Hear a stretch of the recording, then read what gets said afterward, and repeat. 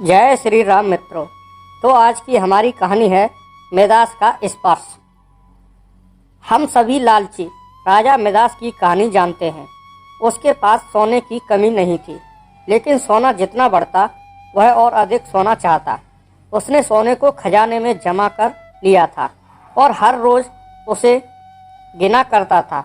एक दिन जब वह सोना गिर रहा था तो एक अजनबी कहीं से आया और बोला, तुम मुझसे ऐसा कोई भी वरदान मांग सकते हो जो तुम्हें दुनिया में सबसे ज़्यादा खुशी दे।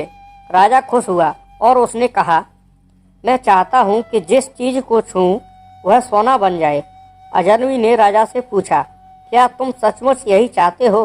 राजा ने कहा, हाँ। तो अजनबी बोला, कल सूरज की पहली किरण के साथ ही तुम्हें किसी चीज़ को छूकर सोना बना देने की ताकत मिल जाएगी। राजा ने सोचा कि वह सपना देख रहा होगा, यह सच नहीं हो सकता। लेकिन अगले दिन जब राजा नींद से उठा तो उसने अपना पलंग छुआ, वह सोना बन गया। वह वरदान सच था। राजा ने जिस चीज़ को भी छुआ वह सोना बन गई।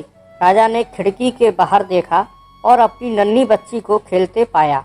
उसने अपनी बिटिया को यह अजूबा दिखाना चाहा और सोचा कि वह खुश होगी। लेकिन बगीचे में जाने से पहले उसने किताब पढ़ने की सोची। उसने जैसे ही उसे छुआ वह सोने की बन गई। वह किताब को पढ़ न सका।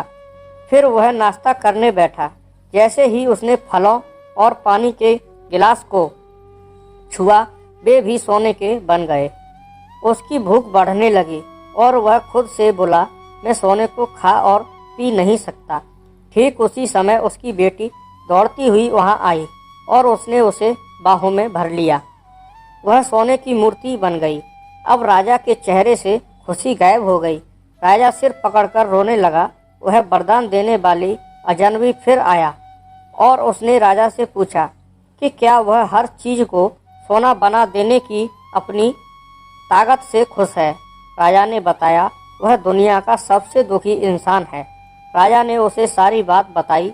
अजनबी ने पूछा, अब तुम क्या पसंद करोगे, अपना भोजन और प्यारी बिटिया या सोने के ढेर और बिटिया की सोने की मूर्ति? राजा ने गिड़गिड़ाकर माफ़ी मांगी और कहा, मैं अपना सारा सोना छोड़ दूंगा।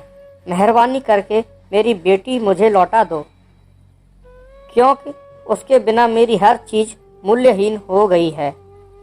अजनबी ने राजा से कहा, तुम पहले से बुद्धिमान हो गए हो। और उसने अपने वरदान को वापस ले लिया। राजा को अपनी बेटी फिर से मिल गई और उसे एक ऐसी सीख मिली जिसे वह जिंदगी भर नहीं भुला सका। इस कहानी से क्या शिक्षा मिलती है मित्रों? घटिया या विकृत जीवन मूल्यों से दुख ही मिलता है और कई बार इच्छा का पूरा होना न पूरा होने से बड़ा दुख बन जाता है।